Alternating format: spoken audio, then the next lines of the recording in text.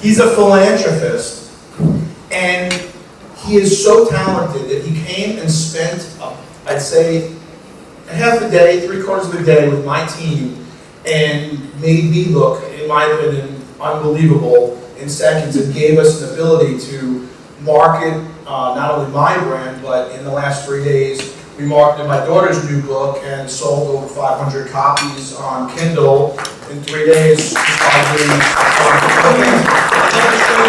Real quick, what he gave me the ability to do. So this was Candy.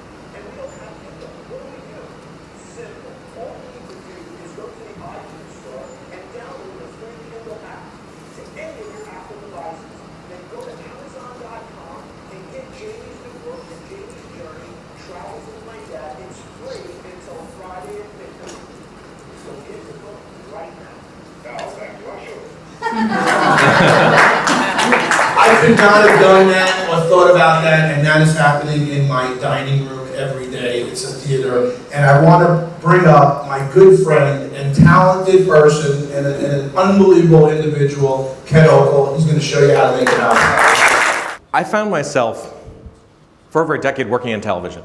And then one day I decided, okay, maybe it's time to do something else. So I said I'm going to leave. And at that time I thought, gee, I know all this stuff about video and composition and interviewing people. Too bad I'm never going to use that information again. But then all of a sudden, the internet came along, and so did YouTube. And I have to tell you, nowadays for speakers, there are so many powerful tools out there that you can use with video that can really set your speaking business apart. So let me tell you a few things about this session. We're going to go relatively fast. It's about 30 minutes in length. I am modeling some of the behavior I'm going to be talking about. Robert, we might want to just lower the mic just a little bit. I'm going to be now I'm disappeared a little bit, but I'm going to be recording this session, and later I'm going to be putting it up on a blog. The blog is on a site called Help with Video. Later today, I may take an afternoon nap. I'm going to also post up some notes from this session. If I mention a specific product, I'm going to put the product's name in there, as well as do some other things. The idea is you're taking in a lot of information in a short amount of time. I want you to be able to relax, enjoy the presentation. Don't worry about if you miss something really fast or you're not sure what it is. Also, I want you to have, if you have a question, write it down. We'll have some time for a question at the end, but sometimes a question may come up and you may want to ask me about it for a second or two. Write it down, give it to me. I'll respond to those questions in a little video blog. So, I have 3 basic ideas that I like to keep in mind when it comes to video. I don't want people to overspend. I know that if they have the right equipment, they're going to be focused that much more on their performance. And the final thing is that your time is valuable. And we want to be able to have you maximize the time that you have doing the stuff that makes you money. Video is a tool that you can use, but I don't want it to dominate your life. So those are the 3 tenets that I want you to focus on. You can use video for more and more now. I think earlier we were talking about people are doing more blogging with video.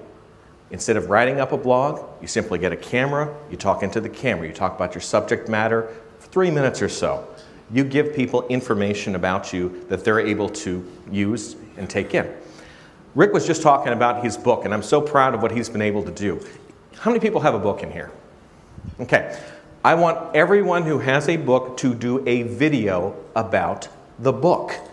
I recently was proud to join the fraternity of people because I was always like, oh man, I got to get my book. Finally wrote the book. I am loading it all up onto Amazon.com, and I realize they let you put up a book trailer in your author profile. So I did 3 of them.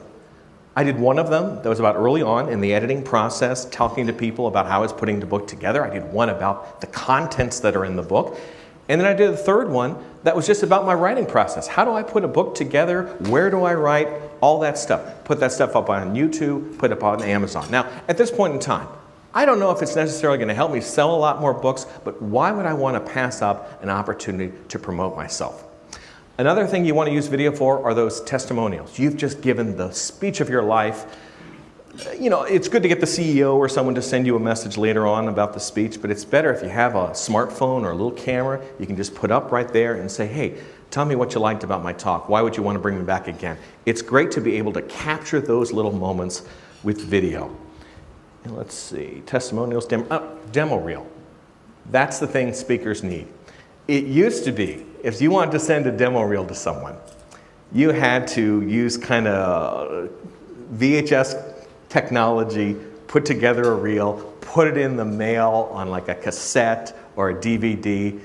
Now, you can just cut something right away, upload it to the internet in like an hour or so, you can have it in someone's hands. That is a powerful tool. So those are just a few of the things you can do with video. I'm going to mention a few more, and I'm going to list on that blog later on, but I wanted to get you started. Let's talk a little bit about equipment. My goal is to find the right tools for the right person. We kind of have three categories of equipment right now.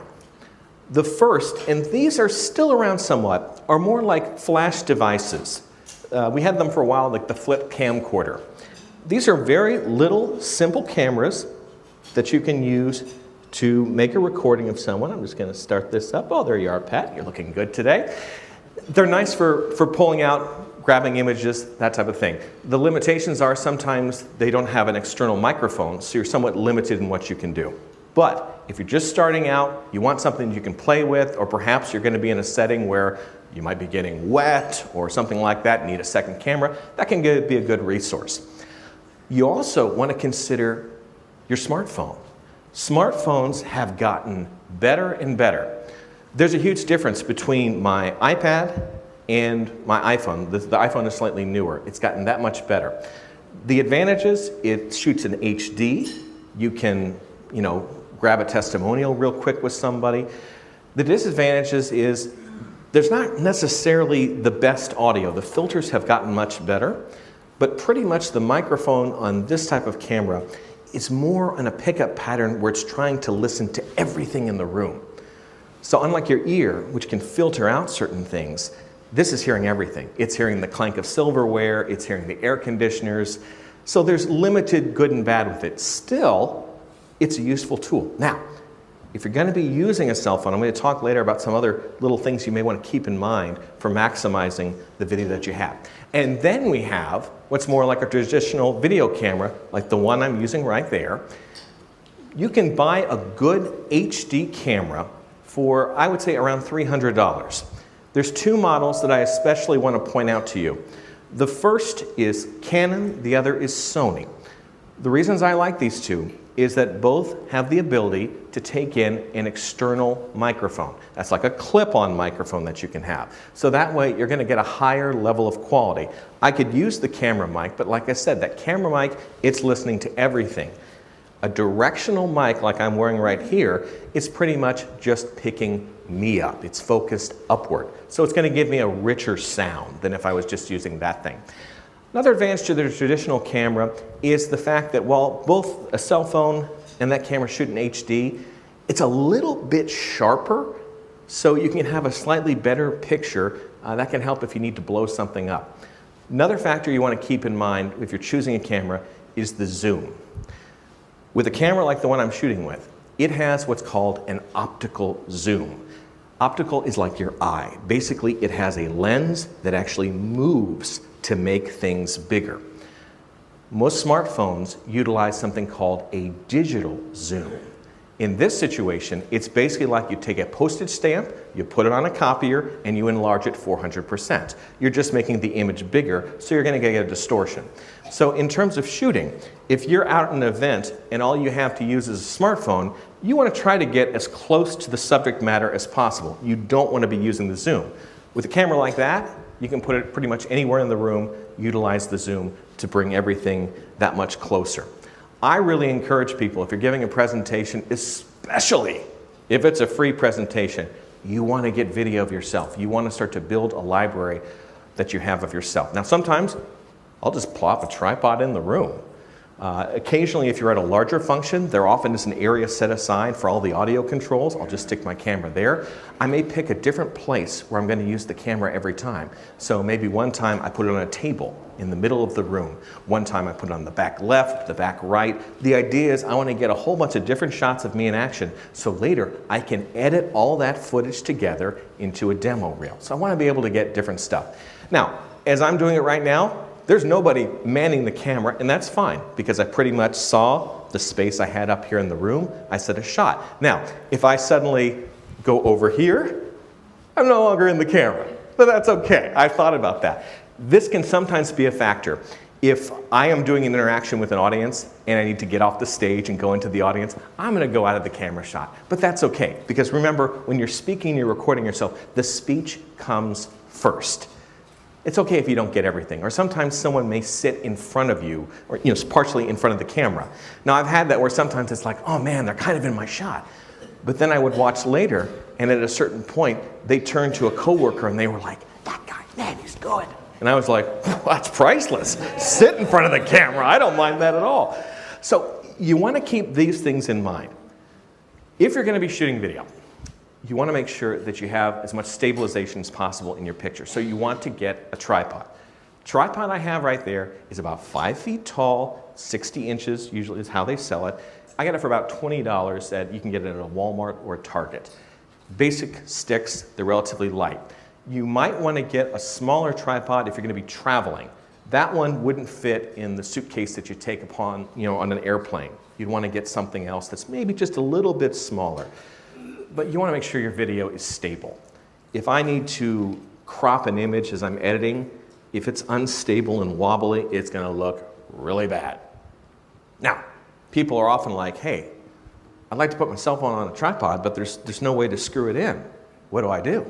Well, wait, there's more. Some very smart people have started to create tripod adapters. Bruce gave me a couple that he has that are pretty nice, where you're able to pop your phone into it and then connect it to a tripod. This one that he showed me is really nice too, because it has a strap, so you can get a little bit of extra security to make sure that your device stays up. If you've spent a lot of money to buy a phone, you want to make sure that it's actually going to be able to take good video and not, fall into someone's bowl of soup or something like that. I found a tripod adapter that I really like. It's this little thing right here. And let me demonstrate how it works. You take your phone, pull this up, and then it's on. It's nice and tight. This one that I bought comes with this little stand that you can put on a table. I'll put the information about it and a link to it on that blog I mentioned to Help with Video if you want to check it out later. This one, I don't necessarily endorse things. I don't get any kickbacks. This was about $7 and I thought it was a steal. The nice thing too is you can unscrew the tripod holder and you can screw it into any other tripod. So if you have a traditional tripod, you just take the plate off, stick this plate in, and all of a sudden you're ready to rock and roll with some great video. Makes a difference to use a tripod. Now, there may be those occasions where let's say I suddenly have an opportunity to go see Rick or Bruce or someone else giving a presentation. And I'm like, I'm going to be a good friend. I'm going to get video of that person talking. But I don't have anything other than my cell phone. Okay, a couple tips I want to give you about that. First thing is, if you don't have a tripod, you want to make sure you keep your body as stable as possible. So if you're holding your phone, 2 hands, you want to hold the phone close to your body. You want to minimize your natural tendency to shake. If there's something that you can lean on that as well. Sometimes in rooms for no apparent reason other than structural, there's a post. Lean up against that post, because that's going to give you a little more support to help minimize some of that shaking effect that can happen. Now, this is my big thing right here. How do you shoot video with your cell phone? Okay. We go to movie theaters. They are horizontal. We watch TV. They are horizontal. We are shooting our cell phones like this. You're shooting it vertically. That's the wrong way to do it. With a cell phone, you need to hold it horizontally. If you shoot it vertically and you put it into video and you load it up onto YouTube, it's only going to take a fraction of that usable picture. So in other words, you're going to have black bars on the sides of both your videos. So you need to hold it like this. Also, have the camera part right up here at the top. Get used to doing this. I'm going to attach a link to a humorous video. It's called Vertical Video Syndrome, a PSA. It involves puppets. It's very funny, and it talks about this whole thing much better than I could say myself. Next up, I want to talk to you a little bit about lighting. As you can see, this room is designed for dinners and soirees. It's not necessarily that good for presentation light. First thing, if you buy a camera, see how well it performs. My camera can actually do okay in low light, and that's one of the things you want to look for if you're checking out a camera. How well does it see in lower light conditions? Because that can make a big difference. Soccer games, that's not our thing we're worried about. We're worried about shooting inside. Another thing you want to be aware of is in your home. Your home may have more than enough light, depending on your windows, the season. We live in the sunshine state, sometimes it's fine. But you may see a situation where you're like, you know what, it's a little dark. First thing I would suggest, grab all the lamps in your house, put them in one room, turn them all on, try to light up the space as much as you can. You may want to take it to the next step. The next step is something called a soft box light. This is a light that you put on a tripod. It usually has a kind of a tent-like cover, has about 4 bulbs inside, and it has a diffusion filter at the very front. So that way it puts out a lot of light, but it's not like you're standing in front of your headlight at night. It's not going to blast your skin tones out. So you can buy some of these soft lights. I'll put some links to some potential ones you might want to use. Usually they're sold in either kits of 2 or kits of 4.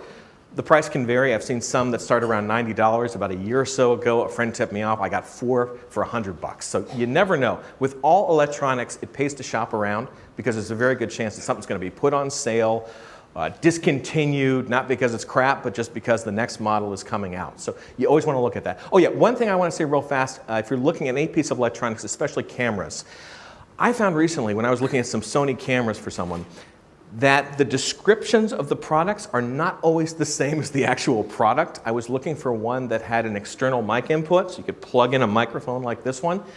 Turns out, I looked at the pictures of it, I didn't see it anywhere. I eventually called the company, said, where's the mic? They said, oops, we goofed on the description. So if you're buying online, you want to make sure you're checking to see how it works. Let me give you another suggestion too for miking. So in this situation, I have a microphone that's on, but the sound that's coming out is maybe a little bit echoey. So I'll be recording it, and it's good, but if I'm going to be putting in a demo reel, I might want it to be a little bit sharper. So what do? Well, inside my pants, I have a little digital recorder that is attached to a lavalier mic that I have clipped on here. This is recording an MP3 file. Later, when I get home, I'm going to take the video file. I'm going to load it into my editor. I'm going to have that audio up. Then I'm going to take the MP3 file of this audio. I'm going to put the two, I'm going to match them up side to side. That can take a little bit of playing around. Sometimes if you do it wrong, it looks like you were dubbed in a karate movie. You want to make sure you get it just right.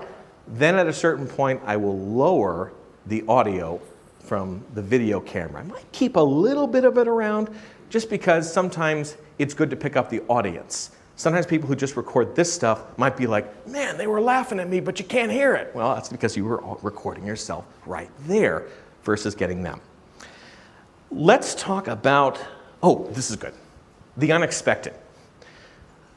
Let's say I'm on vacation at a hotel or something like that. I have my phone with me. I get a call from a meeting planner. They're like, Ken, we want you to send us a meeting preview video. Can you get it to us today? And I'm going to say, oh, sure. But oh my gosh, all I have is just my little camera. What do you do? Quick tangent. I want to get back to, I speak in tangents. People are like, oh, do you do a handout? It's like the handout would look like that scene in A Beautiful Mind where there's all those lines and ropes and crazy stuff. Another great thing you should be doing with video, pre and post meeting videos.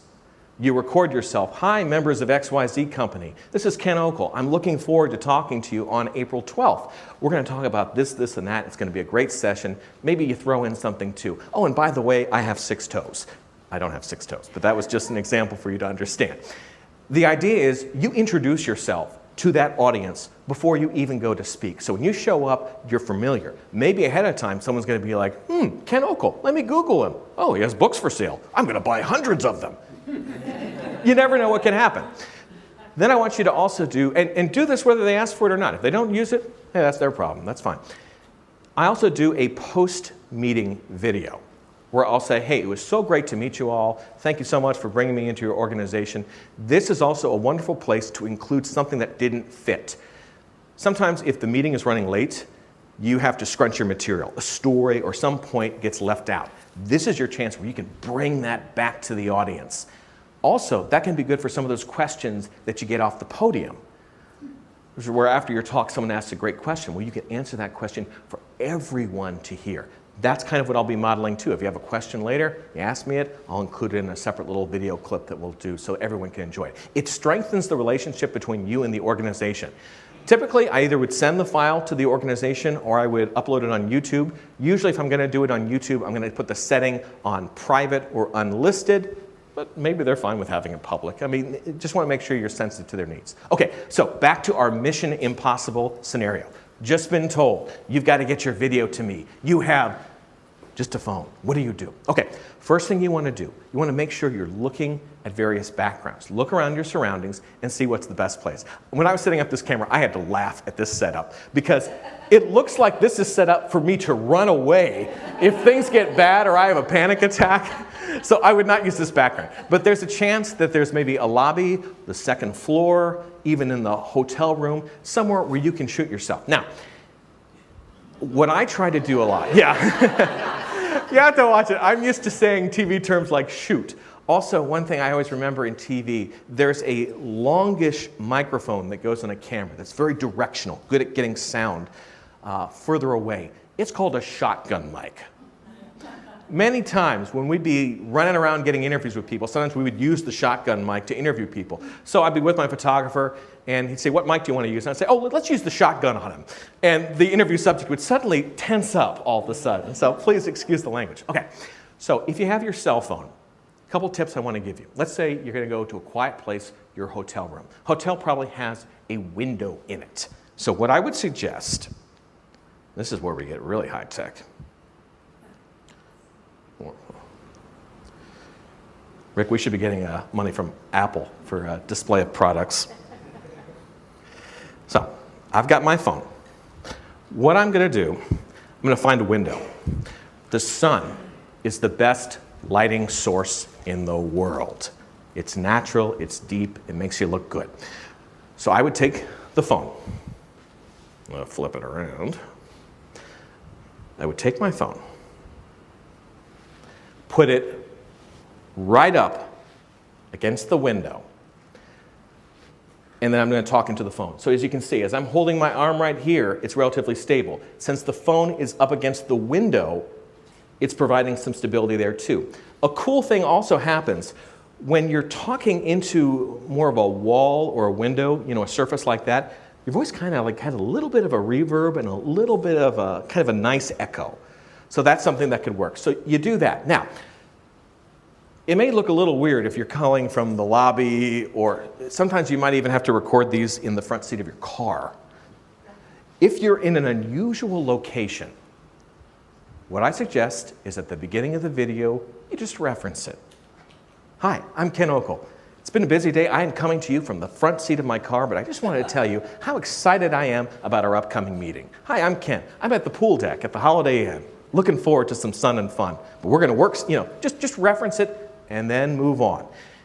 If you don't say anything, it can look a little weird if you're in a hotel bathroom for no apparent reason. So you just kind of address it and then you move on. Another tip I want to give you about iPhones. There are starting to be some smartphone microphones that are coming out onto the market. I have not really used any. Usually they're at least $65 or so. Often they also require you to download a special app, and I'm not sure how well they work platform to platform. So I haven't really used them. But let's say you're in a semi-noisy environment, so you don't trust the regular audio that you would get from your phone. What I would suggest that you do, use the headphones that come with your phone because they have a microphone. These are the same things you use in a conversation. Now, I try not to be too high on the dorky scale. So what I'm going to do, I'm not going to put these in my ears. I'm going to hold them. I'm going to connect it up. And I'm going to hold it just out of the eye line. You want to make sure that these aren't banging together because that'll make distracting noise. But if you're in a pinch, you have nothing, that's something that you can use to take advantage of to make things that much better.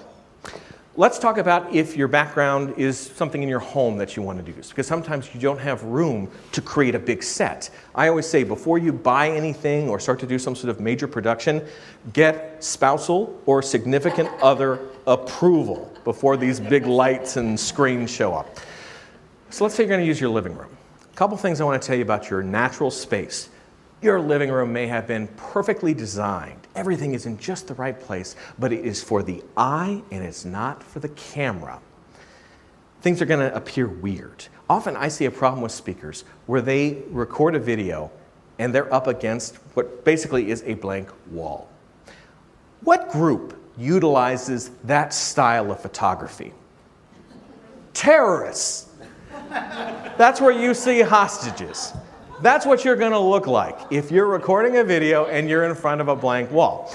There's also a problem with the matter of furniture. If you have furniture, I want you to move it out a little bit from the wall. Create some depth. When you're watching television news, look at the news sets. You have the anchor, and then a few feet behind them, you have the rest of the set. There is that depth. So you may need to move a couch, move a chair, create some depth. Pay attention to any paintings or anything else that you have on the wall. To your eye, it looks fine. When you line it up with the camera, all of a sudden you got a Picasso coming out of your head.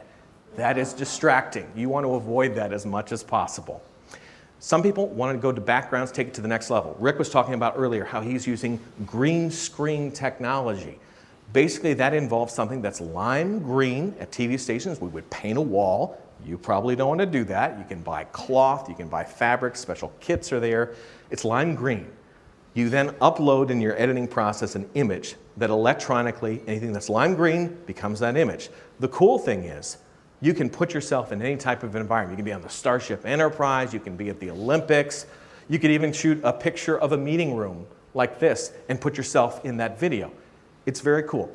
There are some challenges with green screen though. You have to make sure you have an editing program that can handle the work. The biggest thing with green screen is often a lighting challenge. You have to basically set up zones of light. And I'll put a diagram up on that blog later to kind of give you an idea. But basically, you need to have some lights that are on you and only you, and then you need to have some lights that are on the background. So it's kind of a funky thing. You got to play around with it. If you're somebody who is in a rush or does not have a lot of patience, do not use green screen. You will get frustrated. An alternative that I've been playing around with some more is more of a white background, where I have a big piece of vinyl that I use that I light up that gives more of that infinity white background. The idea with all this stuff is to select things that you can do and you can replicate. So when it comes time to do a video, like Rick was saying, he has his setup already. He can go and do it and just execute. Because you never know if some news item comes out that is about your expertise. Like I was hearing the other day how I have to change every password that I have because of some sort of security breach.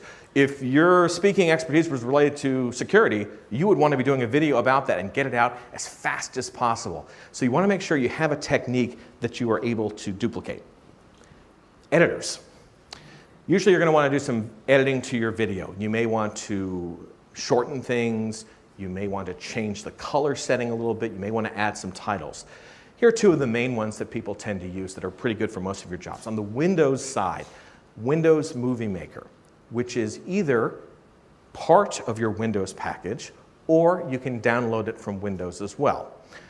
On the Mac side, a program that I use a lot is iMovie. Nice thing about iMovie, it also includes some sound effects and some music as well. That can be useful stuff. There is an application of iMovie that you can use on the iPad. It's kind of fun, but I have to tell you, it's a stripped down version. It's slightly limited, but at an entry price of about $15, it's pretty useful and can come in handy if you're having to edit something, especially if you're away from home. Now, remember I talked about that scenario if I was at the hotel and I had nothing else, what would I do? Maybe I had my computer with me or something like that. Is everyone aware of the program QuickTime? Okay, it's a way you can look at videos through the QuickTime player. You can do some basic editing with it. You can load a clip into QuickTime, And then there's a trim option. So it's limited editing. Basically, you can take the stuff off at the very beginning, and you can take the stuff off at the very end. You can't edit anything in the middle. But if you just want to get rid of the section where you hit play and record at the beginning and play and record at the end, that can be a good resource. There also is a similar limited editor in YouTube where you can also do some similar things. There are also some functions called enhancements in YouTube designed to help color and shakiness. I've used them sometimes and it made things look worse. So I wouldn't necessarily suggest using that. But there is one incredibly cool thing in YouTube that's called Creative Tools. It's one of the tabs, and I'll write it up in the blog, give a little more information. What I love about this is it includes music. Music is very tricky when it comes to adding it into videos. Let's say you bought your favorite song, you got your Justin Bieber song, and you're like, I'm gonna put this into my demo video, it's gonna look great. You put it up, and all of a sudden, YouTube somehow is able to scan your video, it kind of goes beep, beep, beep, beep, beep, beep, beep, and it finds out, that was a highly technical sound there, it finds out that you're using that song without authorization from the music company. The music company can then put ads over that video. So that can be problematic because you're not getting anything from it. It may affect the professional appearance of your clip. With YouTube, they now have a library of, I think it's like 30 to 50 different little music clips that you can get. Now, there's two options for it. One is you directly put it onto the video through the YouTube editor. I don't suggest that because that's going to blow out any other audio you have. It only takes one audio channel in that thing. But you can download it as an MP3. That is the big thing, that you can get a royalty-free music clip that you can add to your video royalty-free. So I encourage you to check that out if you're wanting to use some music in there. The third section, and actually we're doing pretty good on time. We'll have some time for questions too at the end. I want to talk to you some about the whole idea of performance because it can feel unnatural being on camera. Somewhere in a landfill, there is video of the first newscast that I ever anchored. It was pretty scary. One of the stories I had to read was about Bike Week. And the funny thing about that story was I had to say the word bicycle. For some reason, I could not say the word bicycle that day. And of course, that word appeared in the story 3 times. We all get better. The best advice I ever got, we once brought an anchor coach into the station I worked at. And he said, it's very simple. If you want to get better, you have to watch yourself. So what I would do after every newscast, grab a legal pad, grab a pen, and I would watch myself. I don't like this. There are 1,000 other things. I'd probably rather go to the dentist than watch myself. But if you want to get better, you need to do it. What I would do, I would watch the video of myself. It's a great way to review your presentation. What worked, what didn't work. Now, of course, things can vary audience to audience. But what I try to look for are those moments where I was just dialed in and I was just rocking and rolling. And it's like, okay, Ken, what were you doing there? What were you thinking about? Why were you so comfortable and relaxed in that situation where you were just right there? Try to build from that moment. And then at the same time, I can look at other situations where it's like, you know what? I wasn't really thinking about anything at that time, or I was, distracted by something. So it's a great teaching tool. I encourage you to do it. If you're just getting started, here's my advice. Give me 15 minutes a week. Take a cell phone camera, any type of camera, webcam, anything, record yourself talking for 5 minutes. Then spend about 10 minutes watching and rating yourself. It's a small investment of time that will give you much better results. As I found, I realized I have my 10,000 hours on camera, from all the news that I did. They talk about 10,000 hours as expertise. I earned that over time. You get better as you practice more and more. Let me talk about some shortcuts that you may be able to do. If you're ever someone who does webcams, something you might want to do is put something up by the camera. For webcams especially, I suggest a mirror. Because this can be good to see what you look like. Customer service representatives at all those call centers, they're not just making an American accent, they're looking at how they appear. Because if they're on the phone and they have like a mean look, that's going to translate through on the call. So if you look at yourself, you can kind of remind yourself, Ken, smile. This is not torture. This especially is good if you're on video, because often with webinars, you're so concerned with the technical details that you lose a little bit of the humanity that you have. Another thing you may want to put up, a picture of someone. Family member, friend, actress, model, Someone who you can imagine yourself talking to. Because really when it comes to doing video, you want to be talking to one person. Here we talk to groups, but in a way you're kind of talking to one person at a time. You want to focus on that person. You want to kind of be a version of yourself. You're you, but you may have just a little bit more energy. So I kind of upped my energy and enthusiasm.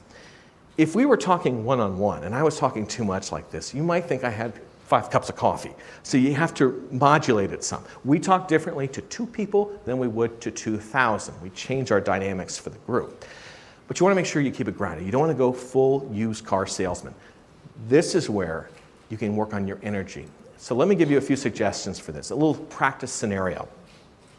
I want you to imagine that maybe you're talking to a group, and there's 3 scenarios in the group. The first scenario is if the group does not reach its quota, there are going to be layoffs, and there's going to be problems. They're like, Ken, talk to our group, fire them up. So in this scenario, I would probably be talking kind of like, okay, guys, you need to get your act together because if we are not able to reach these goals, some of you may be losing your jobs. So you see here, I kind of lowered my voice more. It's a little more authoritative, a little more like this. Let's say they say, if we make our goal, we're going to bring Cirque du Soleil to the company and have a performance where everyone's family could come. For that, I would be more like, guys, if you can reach that goal, they're going to bring in Cirque du Soleil. It's going to be so much fun. You can have a, see, notice the difference in energy there. Now, let's say there's a third scenario where they did not make their goals and I have to now talk to them to try to pick them up. So in that situation, I might be more like, folks, it's been a hard 6 weeks. We've had some disappointments, but you know what? You can pick yourself up and you can move on. You can go to the next level.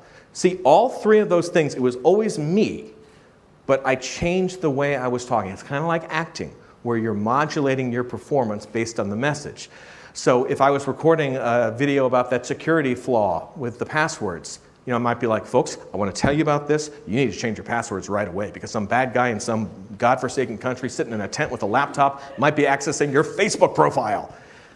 You're going to use a slightly different tone than if you're just saying, hey, glad to see you. So that's where you practice. You work on making sure that you're entering into those different voices that you have to make things work as much as you can. Finally, I have a few other toys that I want to show you real fast in the few minutes we have. This is a neat one. This is an extender. It's kind of like a monopod where you could put a device on top of this. This can be good if you want to shoot a video of yourself somewhere and you need longer than your arm. So you put the camera on top of here, you hold it out, it's able to capture video of you. This gets up to about 36 inches. This can also be very useful if you have a smaller tripod that you want to put in your bag. This has a tripod attachment on it, so you can screw it in. So if you have a 4-foot high tripod, all of a sudden you can extend it up that much higher. Nice tool to have. Another thing, oh, this is a fun one. Gentlemen, sometimes lighting will create a special challenge for us. If you're like me, I'm not going to have too many wrinkles in the future because I have naturally oily skin. The downside is that naturally oily skin may not look that good on camera. So a couple suggestions you may want to do with that. First, low-tech suggestion. You have a little towel or something nearby. You can kind of wipe yourself down right before you go on camera. Often the oil you can't see with your eye, but when the camera sees it, you're getting there. The next suggestion, you're going to visit the makeup aisle. I'd like to introduce you to a couple friends of mine. There, Bruce has got some. Various brands. I go for the cheap stuff. I go for the Miss Clairol. I go for the Coverall. Good products. I should get an endorsement deal with some of them. So this is what I do. I go to the makeup aisle. If it's a department store, I might ask the clerk. But if it's just like a Walmart or a Target, I go into the aisle. I look for a person who seems to have their makeup okay. And I say, do you think this is my shade? It's a good icebreaker. It's a really nice way to meet someone new. Like I said, check out their makeup first, because sometimes I've had someone recommend a shade and I'm like, they look like a clown. I don't want to take advice from someone who looks like a clown. So you want to make sure that you're being aware of these things too. So we've covered a lot of ground in roughly the half hour that we've talked about. So again, what I'm going to do, I'm going to post up this talk probably later today or maybe tomorrow, along with some other notes, up on a blog at Help with Video, so you're able to see the notes, because I realize we've gone fast. We do have a few minutes if anyone has a question. So if you have a question, yes, go ahead. I'll take you in the back and then I'll go to Mark. In terms of a mic, going back and forth on a lapel mic, but in terms of looking at the audio, it hasn't been as consistent as a head mic.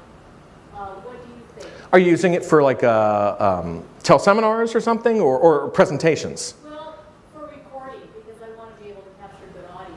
Are you recording, what's your recording setting? Unfortunately, it's outside a lot. Okay. When I am on camera, it doesn't look as good to have a mouthpiece in front Yeah. of me, but the audio quality's been much better balanced. Well, yeah, that's a tough balance sometimes with microphones, because like I said, they have different pickup patterns. So it sounds like that headset microphone you have might be maybe a slightly newer one or a slightly smarter device. So you may want to go with it. You might want to treat it if it looks, I don't know how subtle it is. I know they make some that are almost invisible that you can wear.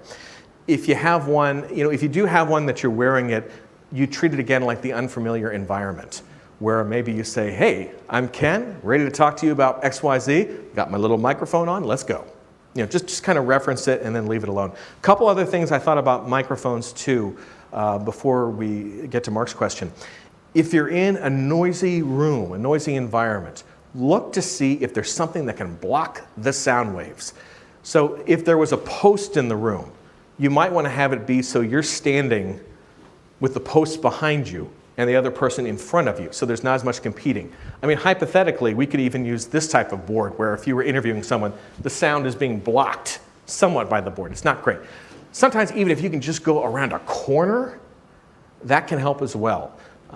The idea is to try to maximize the audio that you have. Mark. Sometimes the volume of equipment that you carry, even though miniature, can be overwhelming, and you keep some in your suitcase, some in your whatever. What's a great way to keep it all together so it's there when you need it? That's a good question. And it was funny today, since I wanted to bring a tripod that was 60 inches high, I had to bring a bigger suitcase. So usually I like to have everything in a smaller case. I try to think of it as like a go bag, where you have like a little suitcase or a bag where you put all your tools, they're all there, they're ready to go, so that at a moment's notice you can grab it. And as well, it gets back to that tenet I mentioned earlier. You want to make sure that you're using equipment that you're going to use that's going to be easy to use. So for me, I've done so many camera setups, putting up a tripod and popping a camera on and putting on a mic. I can do it in my sleep. But for some people, it may take a little longer. That's where maybe you do downsize and see what you can get away with. Joaquin.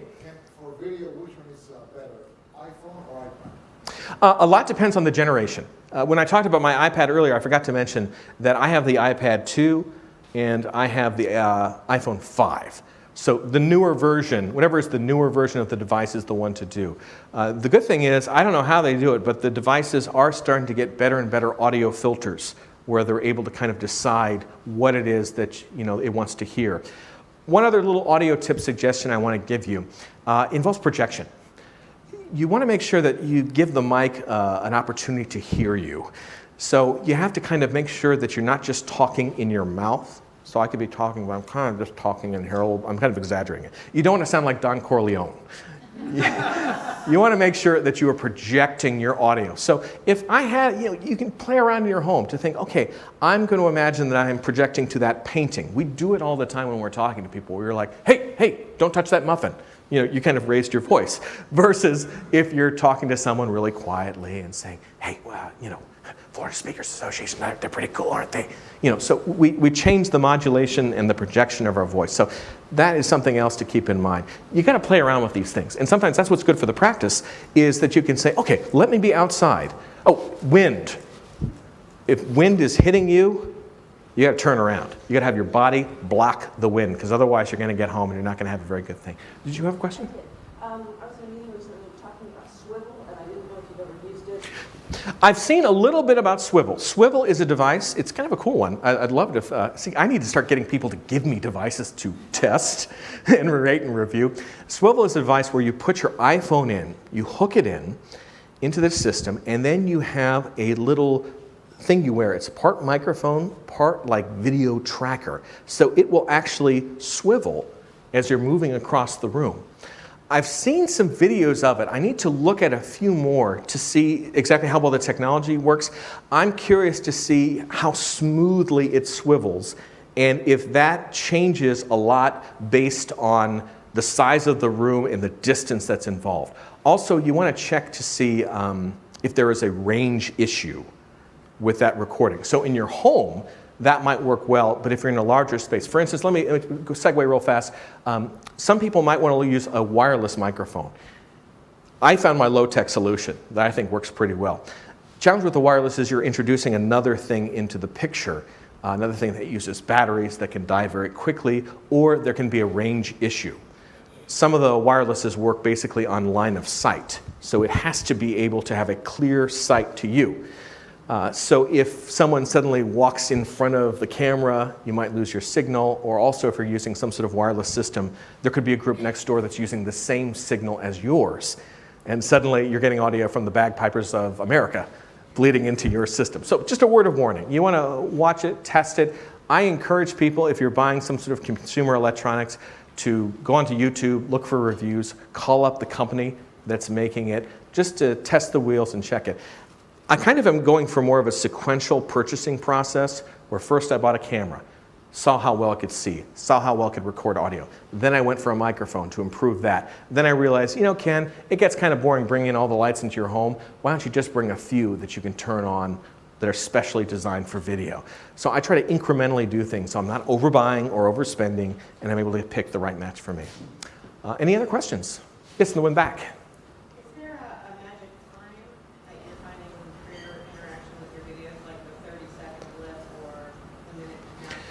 Usually I would say don't make it, probably no more than 5 minutes, I would say.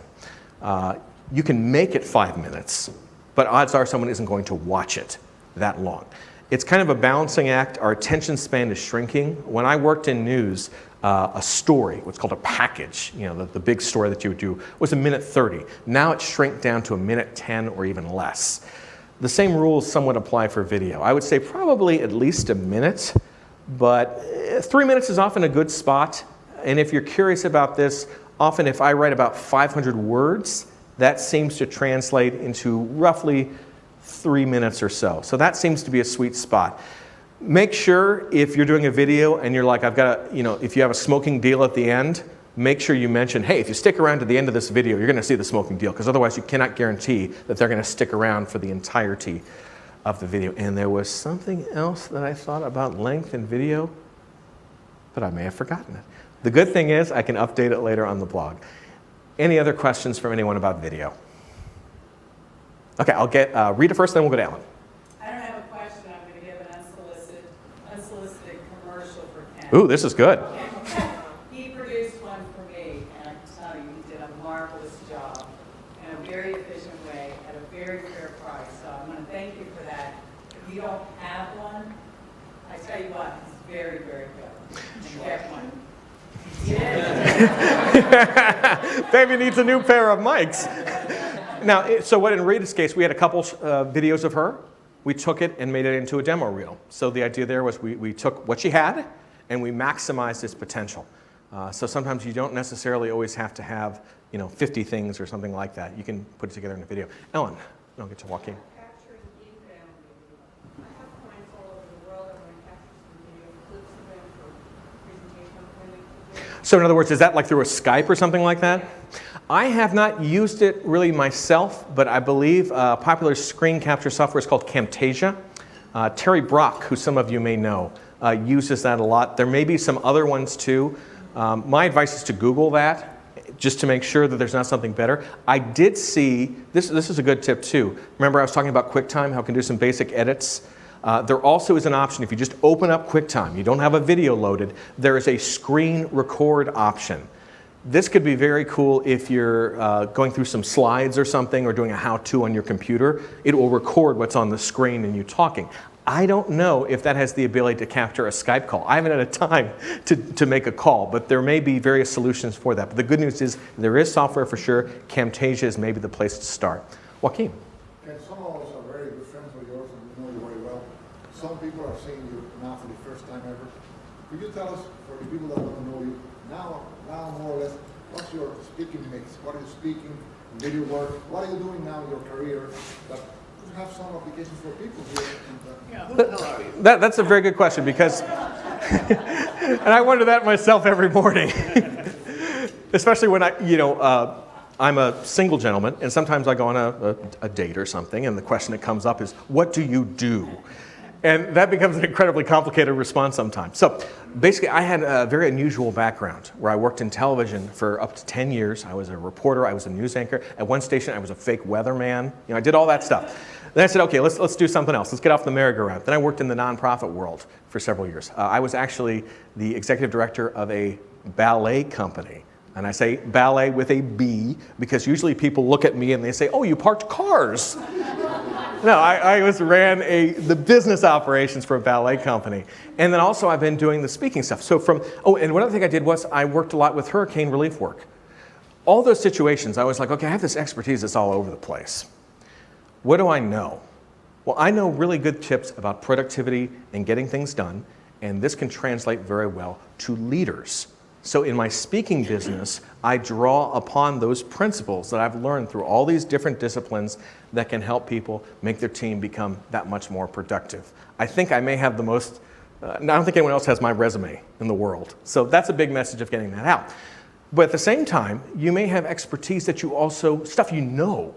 And a lot of things from Joaquin and Rick and the other people who are in my mastermind, they're kind of like, Ken, you know all this stuff about video. You should be doing more with that. So there comes a time when you realize, hey, speaking engagements are great. They pay well, it's fun to go to other places, but they can be a bit of a roller coaster where it's feast or famine. So I need to make sure I have a way to bring in supplementary income, give me other projects to do, and other revenues of things to do. So I've also started to work more in the video production, the video coaching. For instance, I don't want to get into the salesy mode, but I have an ebook that I just put together. I realized I could not fit everything into this talk. If someone wants to go a little further, they can do the ebook. If you want to do what I call a house call, I got together with someone the other day. We spent 2.5 hours just talking about, okay, this is your setup, this is what you can do, this is where you can take it. The idea is to work with people or businesses to try to maximize their video. Now, who knows? There may come a time that goes from being a small part of what I do to a big part of what I do. It all depends on the marketplace. I make a lot more from speaking engagements, but you never know if down the road it does it. It's good to have a little bit of diversity so that when the check comes for the first date meal, I'm able to say, I got this. Any other questions? Okay, so like I said, I am going to put probably later today, like I said, maybe in a nap, the video from this presentation up. I'll put some of the other information and links and resources, and I'm going to be hanging out. I'll be going to the lunch with everybody. So if you have any other questions, feel free to ask them later. And if you want to hand me a question, I'll answer those in a video clip that I did later. So I hope you enjoyed this. On with the show.